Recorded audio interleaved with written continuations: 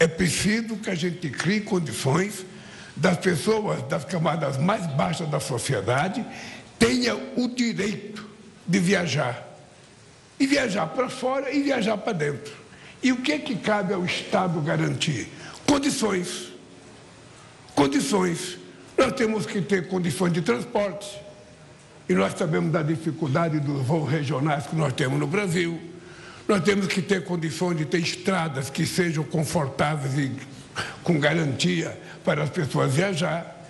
Nós temos que ter preços competitivos para que as pessoas possam viajar. E temos que oferecer o que a gente tem de melhor da culinária às áreas que as pessoas precisam visitar. E isso nós estamos tentando fazer.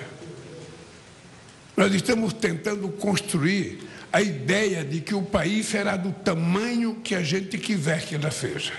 Ele pode ser pequeno, ele pode ser um país negacionista, ele pode ser um país positivista, ele pode vender coisas boas, pode vender coisas ruins.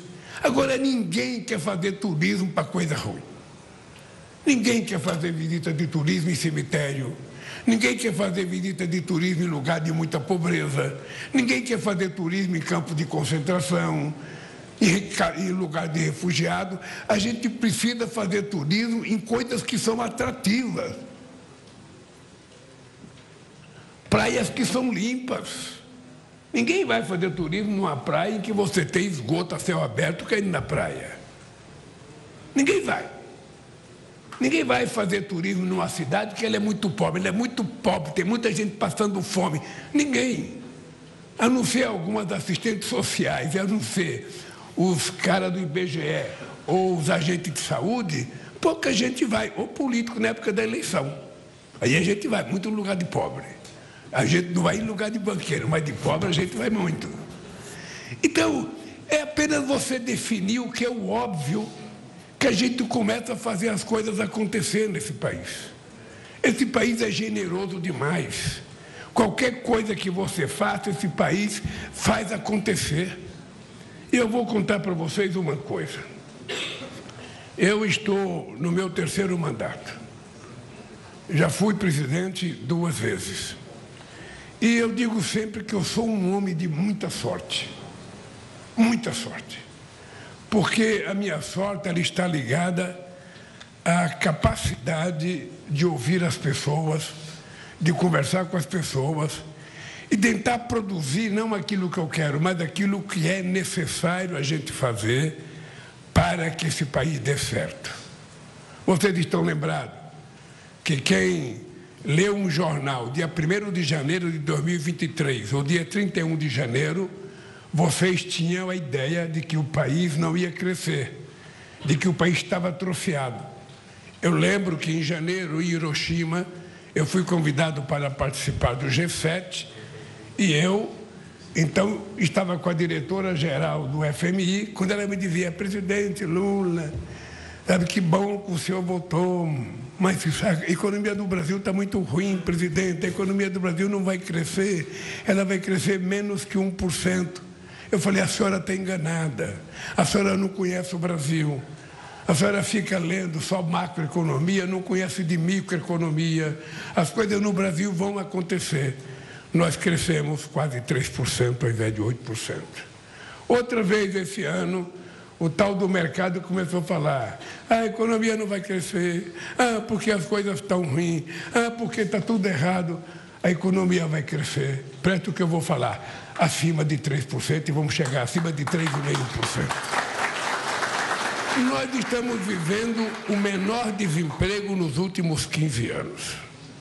Todas as categorias profissionais que fizeram acordo estão recebendo salário aumento do salário acima da inflação. Já 2 anos consecutivos que a gente aumenta o salário mínimo acima da inflação. Eu sei que muitas vezes, para quem paga o salário mínimo, fica nervoso com o governo. Nosso governo está aumentando o salário mínimo, eu tenho que pagar a minha empregada doméstica, eu tenho que pagar.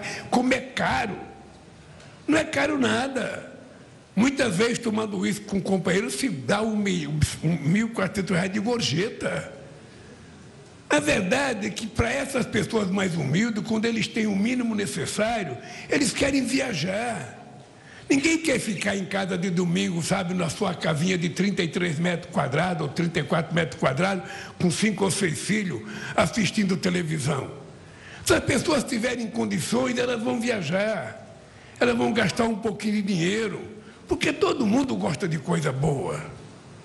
Todo mundo gosta de coisa boa. Preciso parar com essa mania de achar que tem gente que tem direito e que gosta de coisa boa e tem gente que nasceu para só viver coisa ruim. Não. Eu brinco sempre que o ser humano tem uma facilidade extraordinária de se adaptar às coisas boas. E tem uma facilidade de recusar coisa ruim.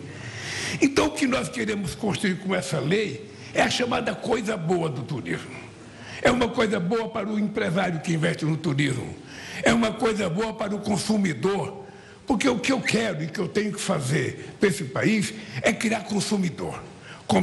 Consumidor por turismo, consumidor por livro, consumidor de passagem, consumidor de carro, consumidor de roupa, consumidor das coisas que precisa fazer a indústria crescer.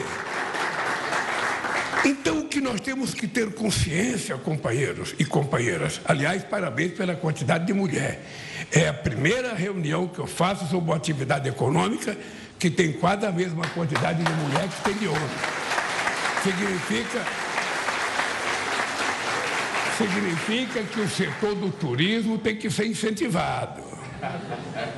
Porque é uma coisa extraordinária isso, gente. A sociedade brasileira, ela, quando tem uma oportunidade, eu lembro que quando eu cheguei a primeira vez aqui, nós tínhamos menos de 56 milhões de pessoas viajando de avião. Nós chegamos a 120 milhões de pessoas viajando de avião. Porque ninguém quer saber de viajar de busão, e sair de São Paulo para o Piauí de busão, sair do Piauí para ninguém. Só vai porque não tem dinheiro. E se a viagem passa a ser um sacrifício como a minha, em 1952, que deixei Garanhuns no pau de arara, com saco de farinha e rapadura, para chegar em São Paulo, depois de 13 dias, aquilo era a viagem da sobrevivência, não era uma viagem de turismo. Mas quando o cara quer viajar de turismo, o cara prepara a família para viajar de turismo, a gente tem também que nós precisamos oferecer conforto para ele. Você disse uma coisa importante, presidente da Câmara, Fernando Lira. Não adianta a gente fazer reservas, sabe? Fazer reserva numa floresta qualquer e aquilo ficar só para os mosquitos e as cobras se enxergarem. Não. É preciso que a gente crie condições de transformar aquela reserva numa área de visitação. Vamos atrair o pessoal que diz que ama a Amazônia lá na Europa, lá no Ocidente, para visitar o Brasil.